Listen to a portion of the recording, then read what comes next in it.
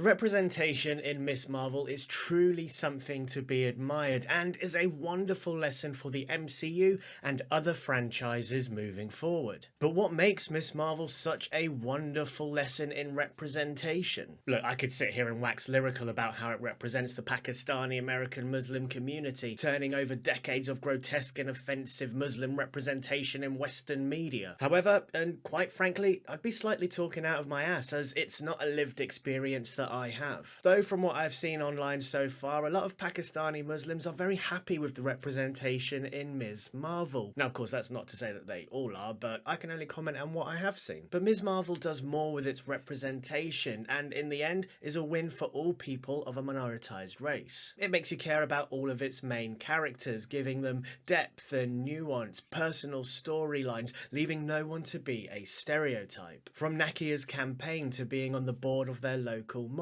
to Maniba needing to rebuild a relationship with her mother before building on the relationship with Kamala. From Amir organising his wedding to small things such as Yusuf trying to keep up with the modern day technology. And of course Kamala gaining her powers, becoming more comfortable in herself and learning more about her family history. Now look, you're probably wondering why any of that is important and how it pertains to all people of a minoritized race. Well, take a look at any time a show comes out with a minoritized race lead, or a leading character of a minoritized race features, or a woman, or someone who is gay, or bi, or trans, or a story that is about anything and anyone other than a cis straight white man. It does not matter. Each and every time, that show will be labelled woke, for people simply existing in their everyday lives. Now look, I know that you know that I know that you know that the word woke has absolute no meaning within this context. It just becomes an overly used, overly contrived buzzword. But Ms. Marvel delivered. The show gave us three-dimensional heroes and relationships and family dynamics. I don't know about you, but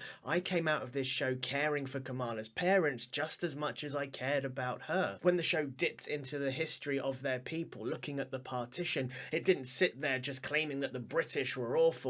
It did hint at it, and my god they were, but it focused on Kamala's great-grandparents. It was about their love story, really, essentially, and it was an emotional journey for the characters, therefore it was an emotional journey for us, the audience. All that we learned was how the things affected them as people. Furthermore, when we spend time with Kamala in those first couple of episodes, she isn't governed by her race, religion, or culture, though these are very important things that make up her identity. What we learn is that really she wants nothing more than to write Avengers fanfiction, go to Avengers Con, make a cosplay for said convention. She isn't led by the components that in the eyes of some people would make this show woke. And surely that's the goal of representation, right? Surely that's what we want? Look, a person's identifiers are key components to who they are, but they don't govern their lives, at least not all of the time. And what a surprise that once in a blue moon, we get a show that reflects this. We get that authentic representation. Here we are with a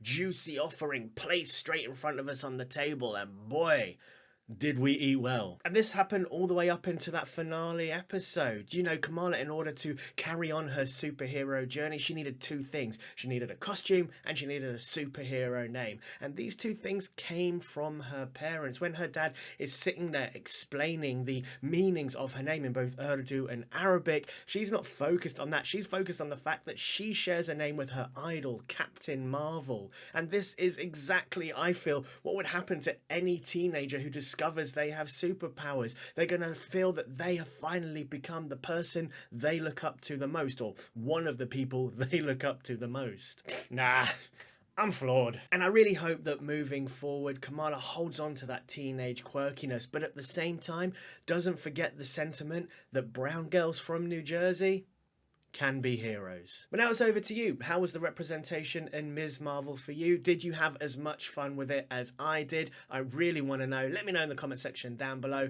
And until next time, Hakuna MaChatter. Just swinging in my chair.